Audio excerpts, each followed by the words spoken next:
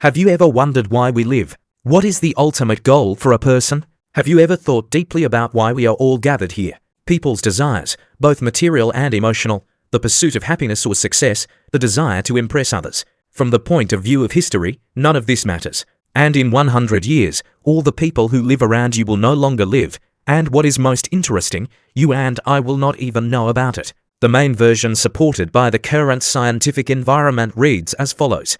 Life is given to man so that he can continue the race and evolution. And this is the weakest version. We cannot live simply for the sake of living and reproducing our own kind. So why are we all here then? Some people believe that our soul came to this world for a certain experience. She came to a certain family, a certain city, in certain circumstances, and in a certain model of life. They believe that every time, over and over again, our soul comes to this world for a certain experience, collects it, explores it, studies it, maybe collects it, maybe in other dimensions it is called something else. Let's emphasize it. Neither you, nor we, nor any person in the world knows the right answer. These are just assumptions. If our soul came here for a certain experience, then what should this experience be? Everyone decides for themselves based on their beliefs, values, morals, and ideals. One day you will wake up and realize that your life has passed. You will remember the good and bad moments of your life. Go over in your head all the actions you have committed and make some kind of conclusion for yourself. Maybe we live on planet Earth just because we were born one day and exist for ourselves. There is no special meaning or great purpose in this.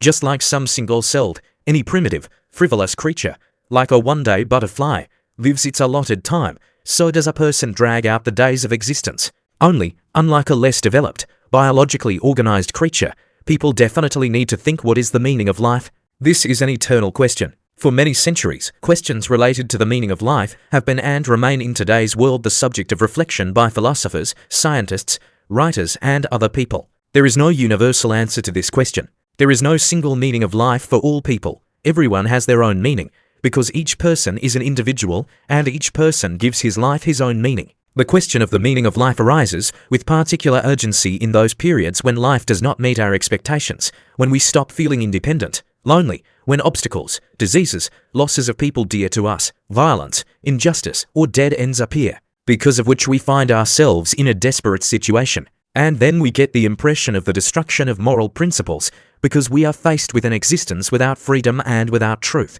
In the whole living world, only a person has a consciousness capable of thinking about the meaning of life and asking himself a question. What do I live for? But if a person tries to answer only this question, he is moving away from the true nature of man and will not be able to understand his purpose without asking himself a question. Who do I live for? Maybe such an answer is possible here, for myself and for people. The meaning of life is the achievement of goals set by a person, but there is some kind of higher goal that we should all strive for. It seems to many people that it consists in living for a living. Life has a meaning that cannot be perceived as something external. It is internal. It is determined by the degree of our feelings, experiences, and impressions. You don't have to look for the meaning of your life. It must be seen, understood, or felt.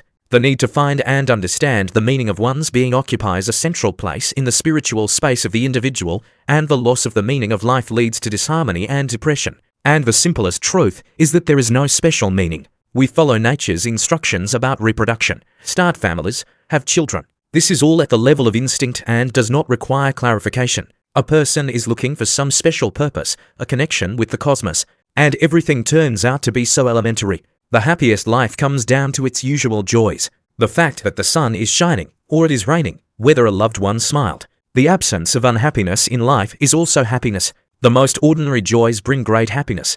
The only thing that any person should understand is that he does not live alone, but among people like himself. And he must understand the responsibility assigned to him. If someone feels bad, then we must try to help them. A person has a pronounced self-awareness, and this human essence and humanity of his, in relation to everything that surrounds him, distinguishes him from his lesser brethren and carries a certain meaning that all people on earth are trying so hard to find. To understand the answer to the above question, it is necessary to find the differences between a living person and a dead one. At first glance, everything seems to be the same for dead and living people. They have arms, legs, and a head. But the first difference is that the dead body does not contain the main thing, it is the soul. Many people will ask, what is a soul? The soul means a subtle mental body that spreads over the entire area of the spirit, and the spirit itself is already an order of magnitude higher, which must be attributed to the causal body, where all the data about the individual's lived lives are stored. This is exactly the diary in which our curators mark, so to speak, in the heavenly office. In addition, they are the ones who not only check the diary, but also try to give us hints that we often just don't want to hear. It is these curators that many people call angels. Returning to the question, what is the meaning of human existence? The answer is as follows. A person should grow as much spiritually as possible during his current life. That is, condense the body of the spirit, for example, with good deeds, emotions, and correct its surface so that it becomes smooth without pits and depressions. It is the spirit that is the invisible observer that accompanies a person all his life. It is on him that all our ups and downs depend, since everything that we sow, we eventually reap, and we begin to think and change for the better accordingly only when diseases or problems begin to overcome us completely.